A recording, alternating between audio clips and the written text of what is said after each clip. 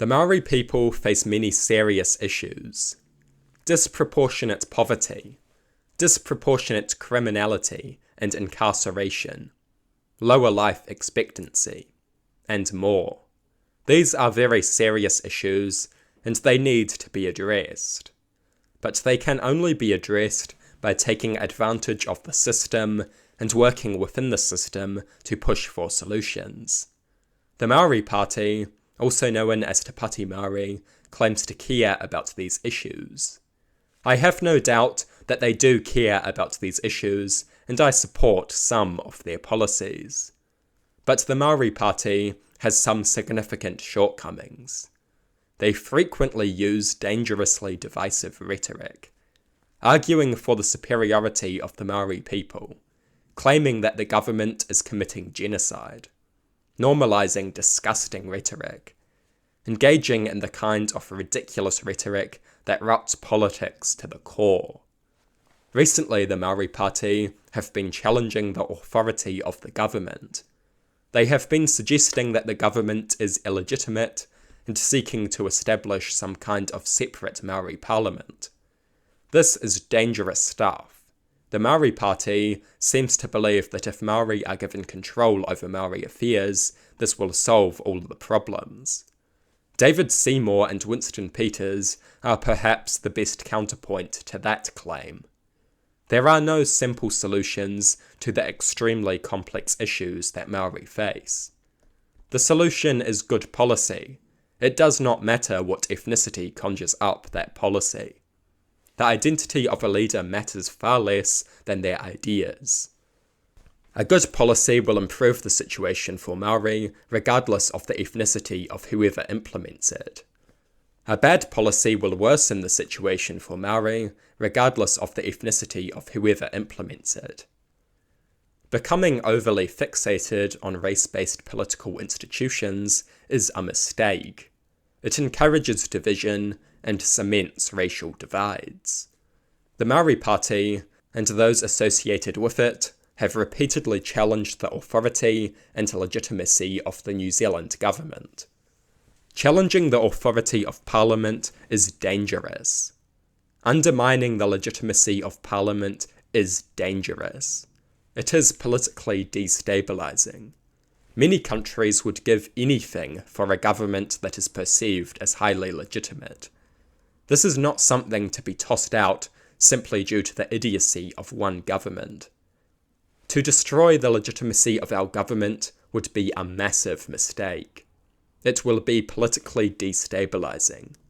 A government that is perceived as highly legitimate is crucial to a structured and orderly society. A government that is perceived as highly legitimate is crucial to a functioning society. This is not to say that the parties that control the government and their ideologies and policies should be perceived as legitimate. I am speaking about the government as an institution, not as a party, policy, or ideology.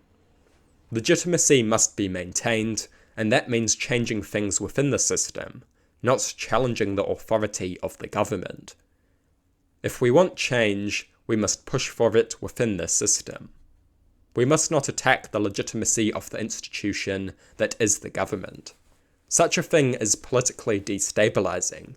It creates chaos and disorder. It creates a dysfunctional political society and a rotten political culture. Government legitimacy is crucial to a functioning society. To damage it is a mistake. It is very reckless behaviour. Change must come from within the system. To establish a separate Maori government is to challenge the authority of the state. Such a thing will inevitably end with two conflicting institutions and growing conflict and division.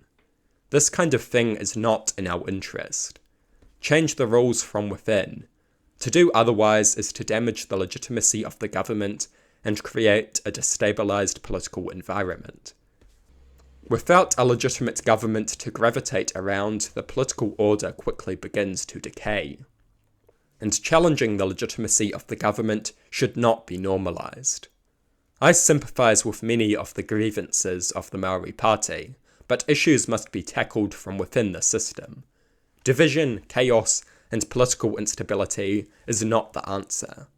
Destabilizing the political order is not the answer. This kind of thing is hugely reckless. We cannot afford to normalize a style of politics where we challenge the legitimacy of the government as an institution every time a governing party does something we dislike. This is the kind of politics that destroys societies. It is destabilizing. It creates chaos and disorder. Without a legitimate institution at its centre, politics becomes an utter mess. Government legitimacy is a precious thing, something that many states long for. It is something that must be maintained. It facilitates the functioning democracy and stable society that makes reform and progress possible. When we suggest that the government is illegitimate whenever it does things that we dislike, we normalise the style of politics. Soon our opponents will be doing the same when we return to power. This kind of politics is contrary to any sense of institutional legitimacy.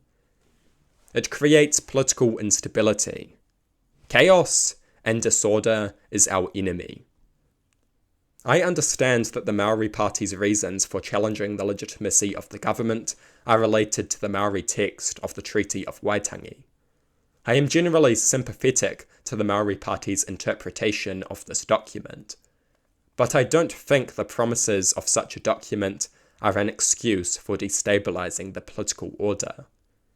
The system should be changed from within to address injustice. That is what we can and should do. I also disagree with the idea that we should just shoehorn the treaty onto modern society. The treaty is a very old document. Modern society is vastly different to the society from which it originated. I agree that we should seek to better honour the treaty. I agree with addressing historical injustices to the extent that we reasonably can. I agree with eliminating inequalities. But trying to force a rigid interpretation of the treaty onto modern New Zealand is a mistake. It is impractical and idiotic. It will only create division.